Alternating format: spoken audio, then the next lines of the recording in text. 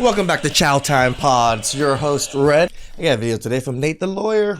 There's just so much news out there and topics. I just got to cover some of this stuff.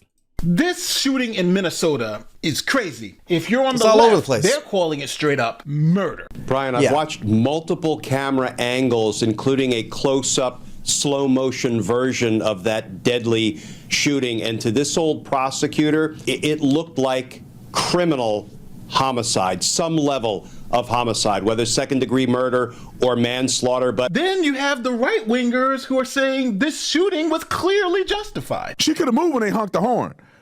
But when they asked her to move, what did she do? She literally hit one of the ICE agents and got shot. This is when... It is so interesting how polarizing we are, but we're not even looking at the law and how the law is. Play stupid games, get stupid prizes, and F around and find out if they had a baby, that's it. So is this murder or is it justified? Let's break it down. Let's go. This is why I love Nate. You know, I'm glad he's back. I'm glad he's recovering. Shout outs to you, brother. Appreciate you. All right, I'm Nate the Lawyer, and in this video, we're going to look at the Minnesota shooting, and you are going to decide... Again, that's why I have professionals kind of explain everything, as I ain't no lawyer. If this was murder or if this was a justified shooting. We're going to look at the camera footage, we're going to look at the law, and we're going to look at the spin from both sides. And I love it because there's so many videos on both sides. Oh, it's this. Oh, it's that. I don't really care what it is. I just want to know what happened and kind of look at the laws. And I'm just going to leave it to you to determine if this was justified or not. So first, we need to know what happened. Here is the police chief in Minnesota explaining exactly what happened at the time of the shooting. My name is Brian O'Hara, B-R-I-A-N-O''Hara. I am the Minneapolis police chief. The preliminary information that we have indicates that this woman was in her vehicle and was blocking the roadway on Portland Avenue, midway between 33rd Street and 34th Street in the city. At some point, a federal law enforcement officer approached her on foot, and the vehicle began to drive off. At least 2 shots were fired. The vehicle then crashed on the side of the roadway. So the next question is obviously, what was she doing and why was she blocking the street? Here's what the chief said. So the question was, what can I share about the deceased? There is nothing to... You know what's so distracting watching this? This person. This person that's doing all this sign language and all of this. It is so distracting to try to listen to the police chief speak. Indicate that this woman was the target of any law enforcement investigation or activity. This woman was in her car, and it appears then blocking the street because of the presence of federal law enforcement, which is obviously something that has been happening not just in Minneapolis, but around the country. Which is, again, somewhat illegal to be hindering, you know, federal investigation or federal arrest or whatever it is. All right, so now we know why she was there, to prevent ICE from arresting people who may be here illegally. So she was preventing their law enforcement activity. She was using her car to block their path, and something horrible happened. So first, as always, we'll start with the law. So you know what you're looking for when you see the evidence. And then we'll look at the evidence, and you are going to apply the law to the evidence so you can come to your conclusion at the end. So without any further ado, here's the law. There are 2 cases that we have to consider. Tennessee v. Gardner from 1985 and Graham v. Connor from 1989. These 2 cases direct how officers are going to be judged if they use deadly physical force against a subject. So we're going to start with the case Tennessee v. Gardner. Now, in that particular case, police shot a fleeing felon in the back. They witnessed the person committing a felony, the person started running away, and they shot and killed the person. And in Tennessee, I can see that being more of a murder than anything, because at least in California, you know, if you shoot anybody in the back, they weren't a threat to you.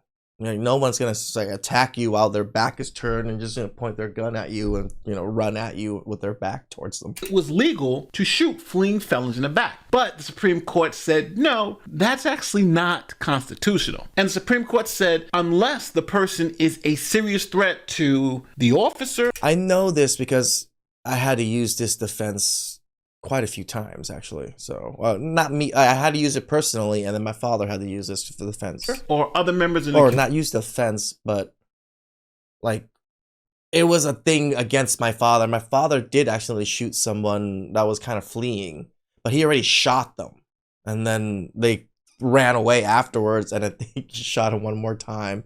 So this law almost got him. Community, then you can't just shoot them in the back or essentially commit executions on the street because the person's running away from you. And as you can see from the Justice Department's own website, it's called the fleeing felon rule. Next, we move to the case of Graham v. Connor in 1989.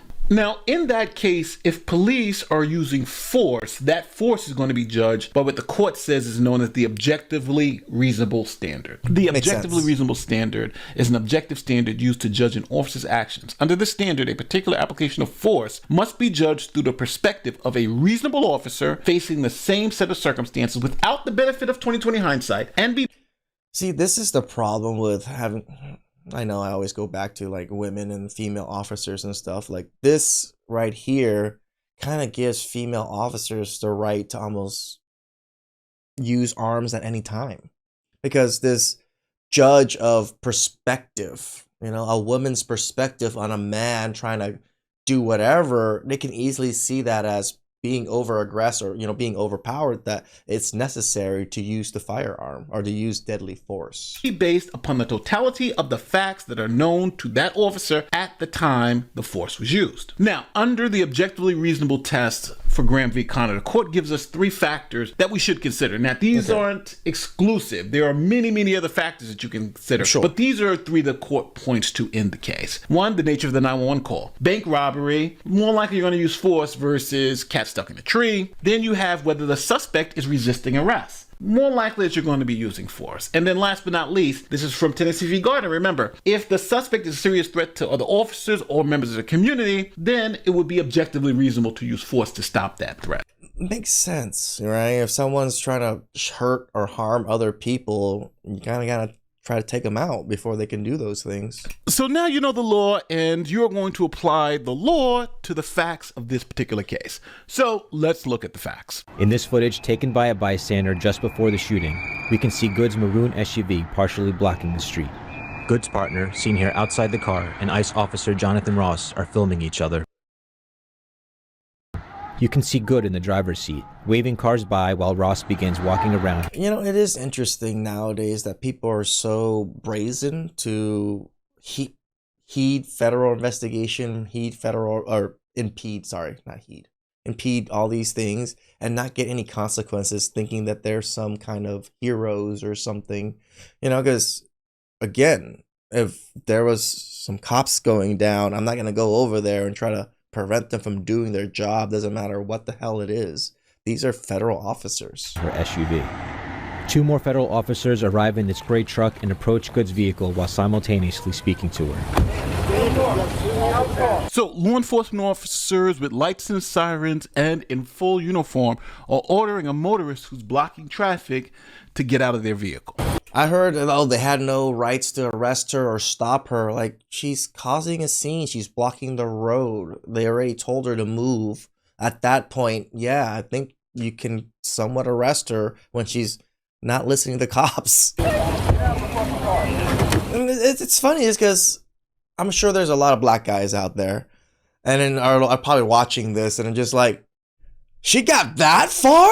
You know what I mean? Like, if they were really there to want to harm you and hurt you in some way, you wouldn't have gotten this far. You know, if it was some kind of, you know, whatever it is, because I'm sure black guys are really, yeah, if they really wanted to harm, I'm getting arrested and getting tackled or whatever immediately, getting pulled out of my car immediately. I'm not getting all of this extra chances, I would say, to leave the investigation, to try to drive away. Like, I don't think many men would think of this and think, oh yeah, I'm probably gonna be okay if I do this. That's the No,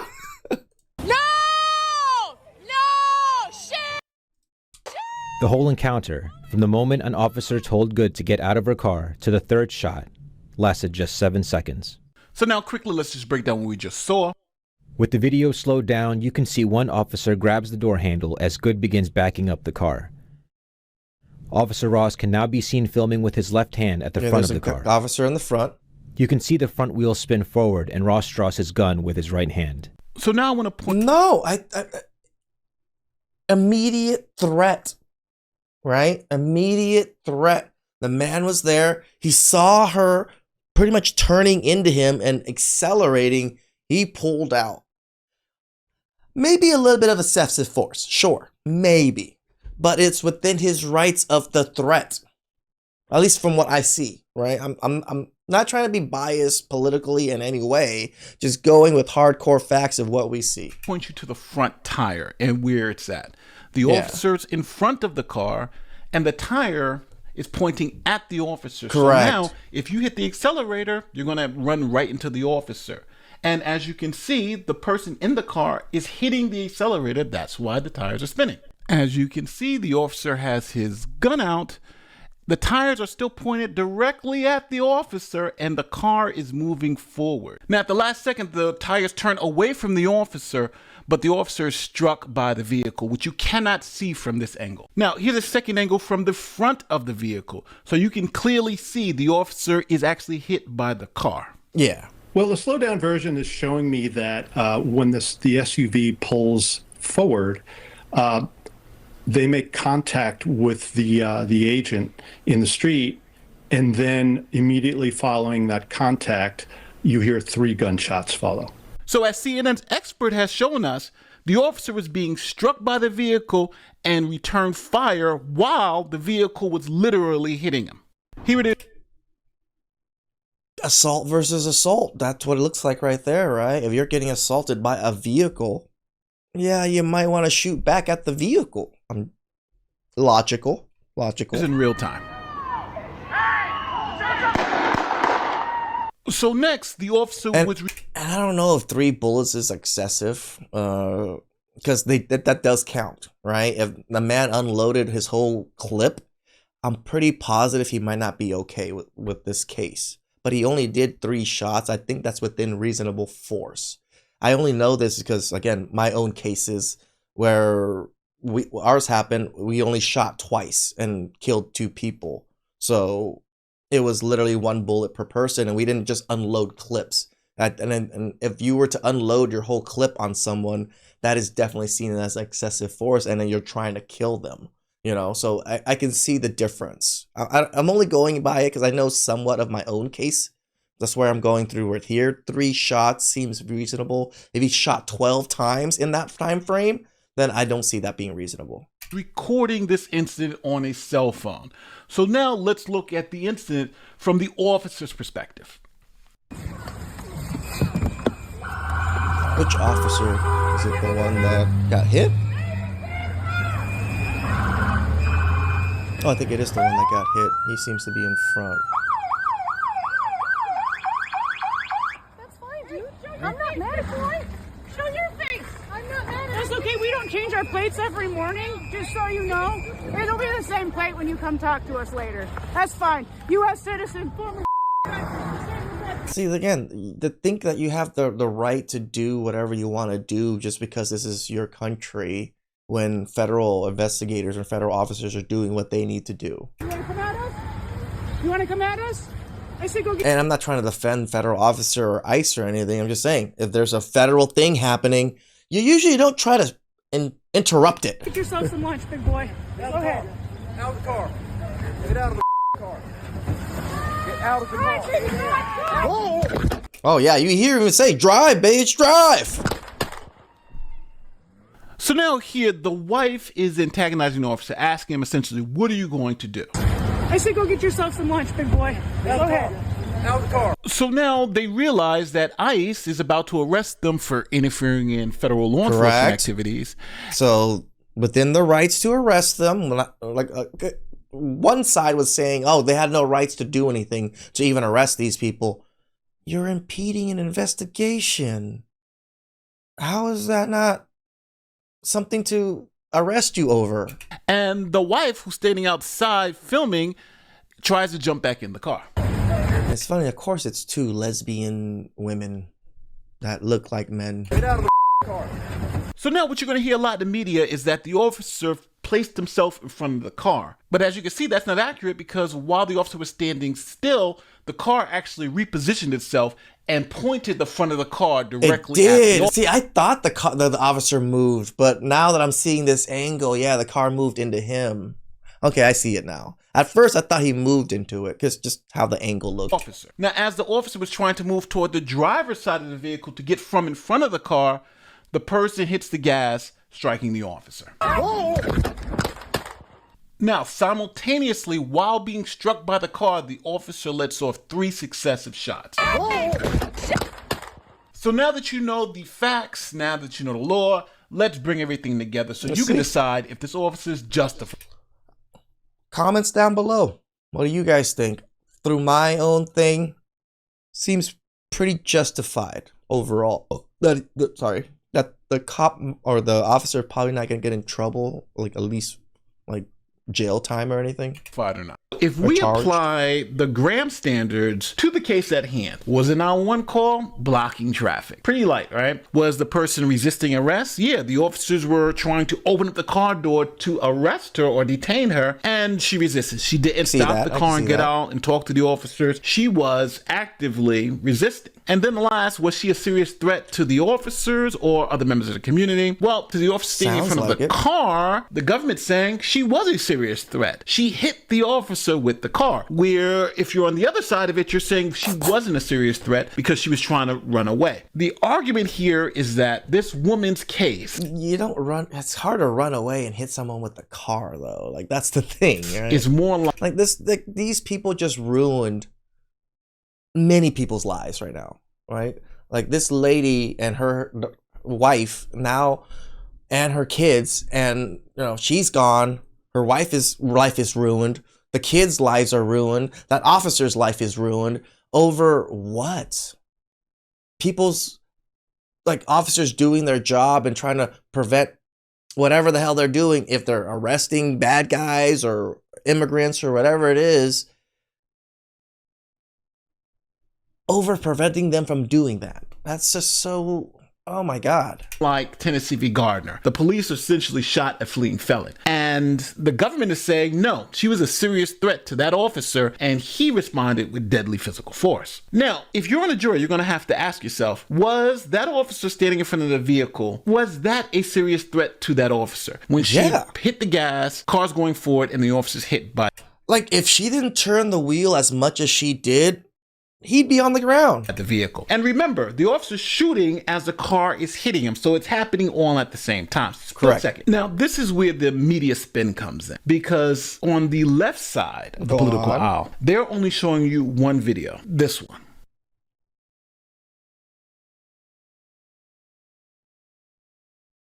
Now, Glenn, that's one angle. There are obviously other angles that are floating around the internet right now, but I think all of them generally show roughly the same thing, which is that there is an ICE agent right at the corner of the vehicle, that the person in the vehicle was attempting to... Yeah, and that angle, I admit, it's hard to tell that he actually got hit. Turn the wheel so that they could flee the scene, and of course the ICE agent used that as the opportunity to shoot and ultimately kill the person who was in the vehicle. Now, just to show you how deceptive that was, he knows there are other angles. He knows there are other videos, and he says that none of them are going to make a difference. But obviously, he's totally lying, because I think this video... It actually shows him getting hit pretty hard, to tell you the truth. In that other angle, it just looks like he got away like this. He just got like, or like a quick like that. Where this angle that we're seeing here, it looks like he literally got, like, oops, my bad. Damn it. Oh well, I'll fix it later. A big difference in the way you analyze what happened. So now you know the law, you know the facts, and it's going to be up to people like you to determine if this officer is going to go to jail for murder or some type of homicide charge, or if this was a justified shooting because his life was in danger. Was he being reasonable, or was this criminal? I'll see you in the comment section. My name is Nate the Lawyer. I'm out. Peace. Shout out to our brother Nate. No, I agree with them. Watching everything, I'm not a lawyer. I'm just going by my own takes and my own takes that my lawyer has told me and just how things work this way. It seems like he had the reasonable force. He used enough force within reason. Sorry. Please like, subscribe, comment down below. I really appreciate that. Catch you guys next time.